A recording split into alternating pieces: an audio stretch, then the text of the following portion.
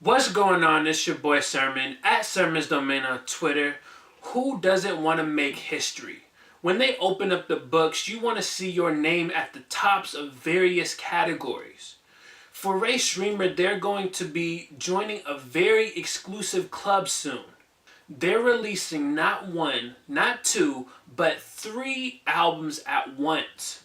For context, the only other rapper to do that, retail-wise, is E40. He did it twice, with the Block Brochure 1 through 3, and then 4 through 6 the following year.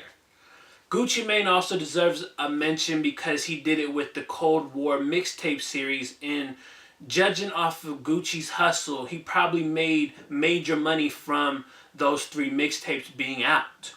Today, I wanted to discuss Rae Sremmurd's Shrimp Life 3 album. I wanted to discuss what it is and can it succeed? Will it be successful? So for context, we're getting a brand new Rae Sremmurd album. We're getting Sway Lee's solo album as well as Slim Jimmy's solo album all at one time. This is a concept that Mike Will Made It wanted to pull off because years ago he listened to Outkast's albums where they did Speaker Box and The Love Below. He said on Twitter that he always felt that there should have been a 3rd disc of just Outkast songs.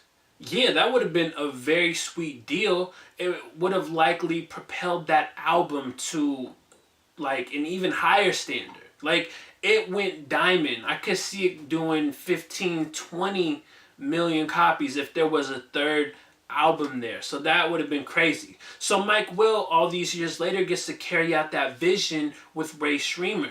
In the last 12 months, I feel like we've seen an influx of longer albums. All these rappers are putting out longer albums and sacrificing like the actual album quality. Chris Brown put out a 45-track album. Why? To game the system. He wanted those streaming numbers. He wants the accolades to be able to say, oh, this song is gold and 20 songs off my album are platinum. From October to Culture 2, Migos put out so much music. They did their own collaboration albums with other people. They did the QC compilation album. They had Culture 2, as I mentioned. And that right there is a lot of music for a short period of time. The difference between Rae Sremmurd and the artist that I mentioned is that Rae Sremmurd hasn't put out an album in well over 18 months.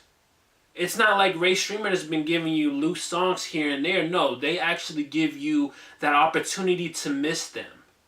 And not for nothing, but Shrimp Life 2 is so good that it's still in rotation today. I still listen to songs here and there off of that album. So I think that speaks to the testament of the level of quality that they're able to do.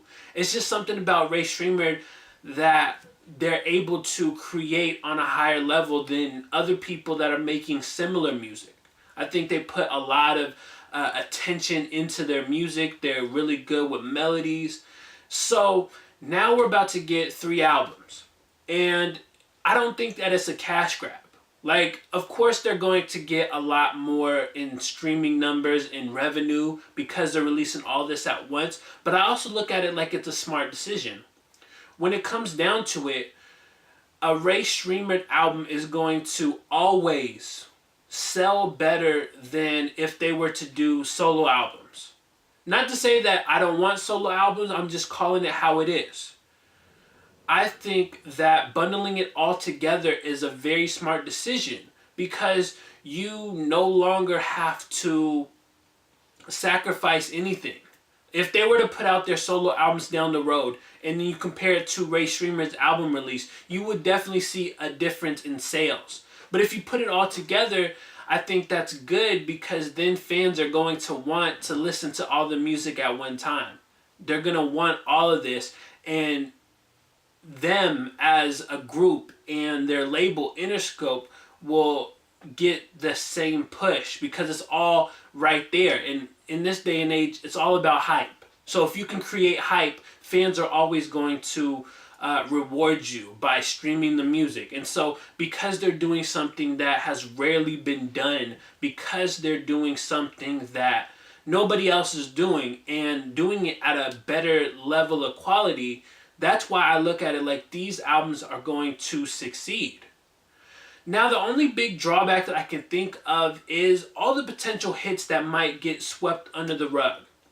So, rumor has it that each album is going to be 12 songs, which would give us a total of 36 records. When you put out so many songs, and let's say you're not Chris Brown, to where his fan base is rabid. Rae Sremmurd has a fan base, but they're not as crazy and dedicated as Chris Brown's. So I look at it like some of these songs are going to get swept under the rug when they have potential to be a hit single. They have potential to be a Billboard Top 40 or be all over the radio.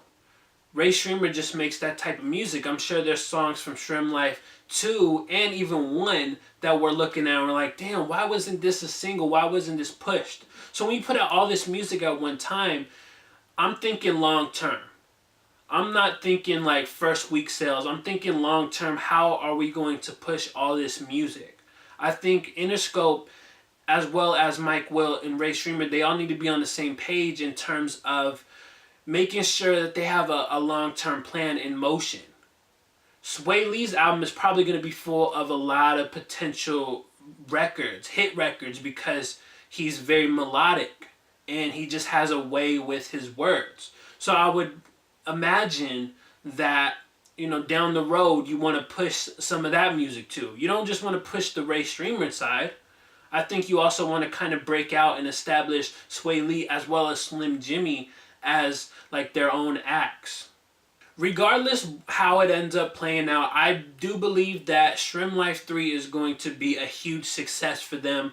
I'm not looking at it like it's 36 long songs and I'm just going to be like, this is too much music. No, I'm looking at it like 3 albums. Rae Sremmurd's album, Sway Lee's solo, and Slim Jimmy's solo.